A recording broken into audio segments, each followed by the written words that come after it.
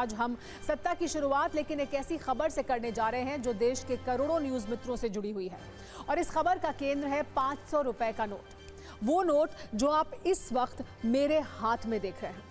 इस नोट के बारे में हम चर्चा करेंगे। ऐसा ही नोट आप सभी न्यूज मित्रों के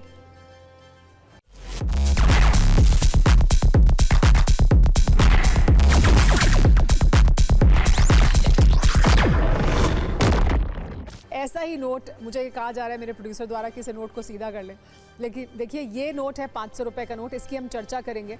ऐसा नोट आप सभी न्यूज मित्रों के पास भी होगा, लेकिन आज 500 के नोट को लेकर कुछ बड़े सवाल ट्रेंड कर रहे हैं।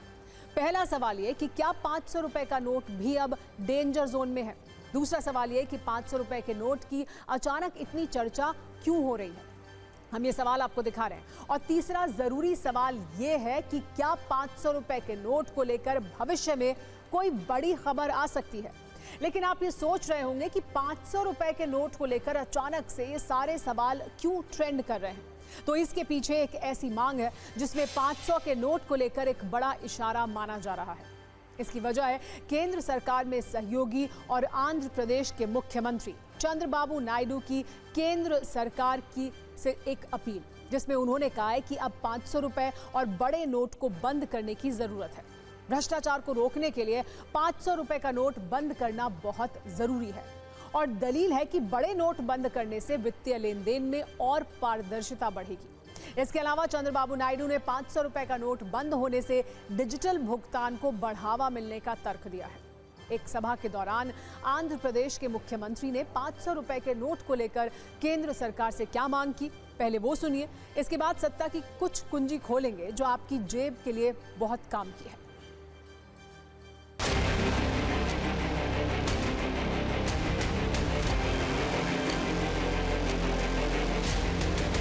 నేను డిజిటల్ కరెన్సీ రిపోర్ట్ ప్రధానమంత్రికి ఇచ్చినప్పుడు వారిని ఒకటే రిక్వెస్ట్ చేశాను, మీరు ఈరోజు 500, 1000 రూపాయలు రద్దు చేస్తున్నారు, ఇంకా 2000 రూపాయలు కొత్తగా తీసుకొచ్చారు. అవసరమైతే 500, 1000, 2000 రూపాయలు రద్దు చేయండి, డిజిటల్ కరెన్సీ పెట్టండి. ఎవరైనా అక్రమార్కులు ఉంటే ఈజీగా పట్టుకోగలుగుతాం.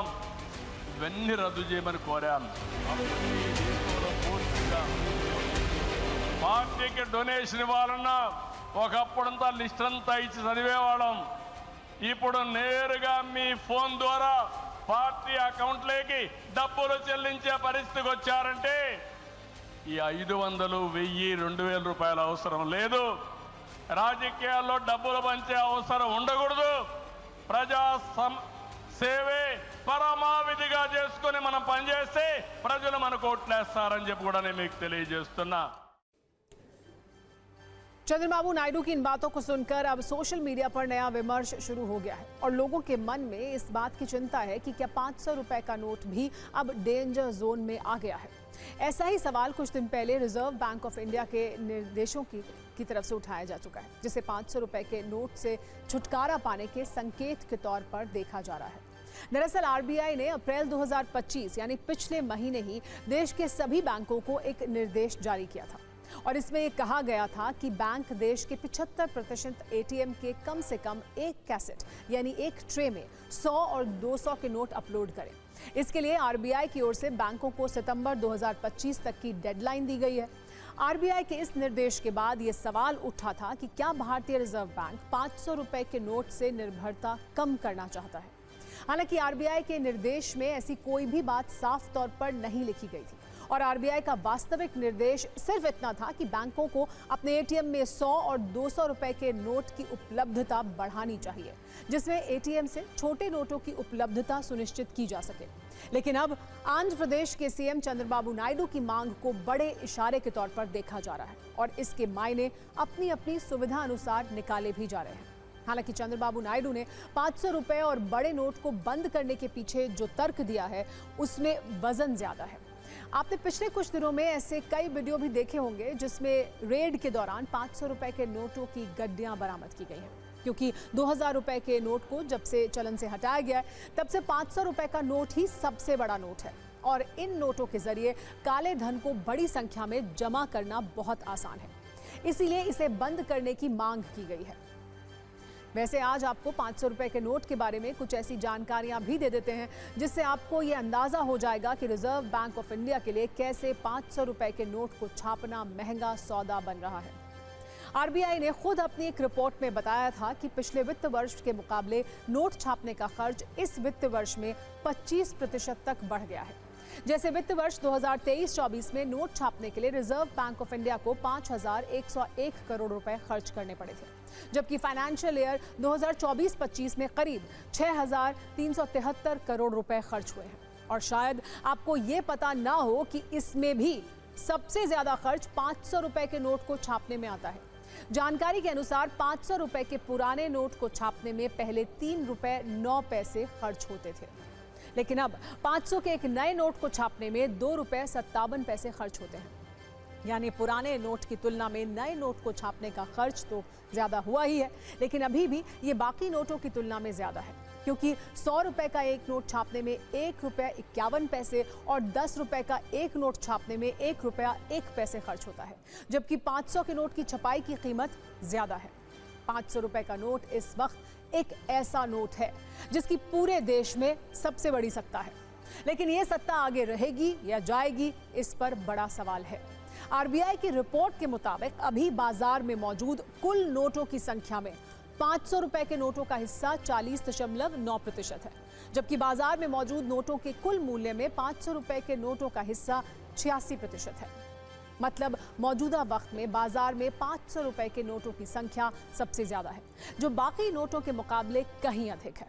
लेकिन आज आपको ये भी जानना चाहिए कि देश में बड़े नोट को बंद करने के पीछे का गणित क्या है। इससे पहले जब नवंबर 2016 में देश में नोटबंदी की गई थी, तब भी 500 रुपए और 1000 रुपए के नोट बंद किए गए थे। मई 2023 में जब 2000 रुपए के नोट चलन से बाहर किए गए, तो भी इसे भ्रष्टाचार पर बड़ी चोट माना गया, और यही नोटबंदी का सबसे बड़ा गणित भी है। इसके अलावा बड़े नोट बंद करने से आरबीआई की प्रिंटिंग का खर्च भी कम हो जाता है, क्योंकि डिजिटल इंडिया की सत्ता मजबूत है। इसीलिए डिजिटल लेन देन को बूस्टर मिलने का भी तर्क दिया जाता है, जो तर्क चंद्रबाबू नायडू ने भी दिया है। लेकिन क्या वाकई ऐसा कुछ हो सकता है? इस पर एक्सपर्ट्स को भी सुनना जरूरी है।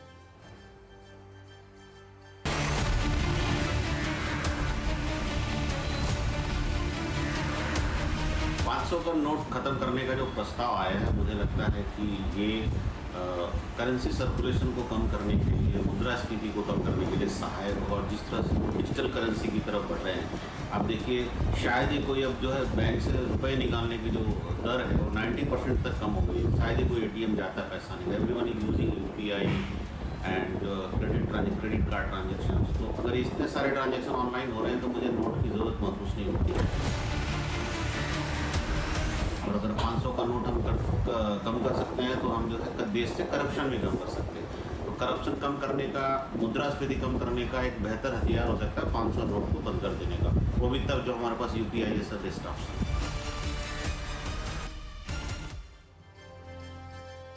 वैसे बाजार में तेजी से बढ़ते 500 रुपए के नकली नोट भी रिजर्व बैंक ऑफ इंडिया की चिंता का विषय जरूर होंगे। वर्ष 2020-21 में देश में 500 रुपए के 39,453 नकली नोट पकड़े गए थे। 2021-22 में 500 रुपए के नकली नोटों की संख्या 76,669 हो गई थी, जबकि 2022-23 में और भी ज्यादा इजाफा हो गया था इसमें, जब देश में 500 रुपए के 91,110 नकली नोट पकड़े गए थे। हालांकि 2023 और 24 में इसमें थोड़ी कमी जरूर आई थी, जब 500 रुपए के 85,711 नकली नोट जब्त किए गए थे। यानी नकली नोट भी इस वक्त देश के लिए एक बड़ी समस्या है। लेकिन फिलहाल 500 रुपए के नोट के लिए विमर्श के पीछे चंद्रबाबू नायडू की मांग है, जिनका कहना यह है कि ऐसे बड़े नोट बंद करने का वक्त अब आ गया है। Brought to you by Technopova Curve 5G. Discover new horizon.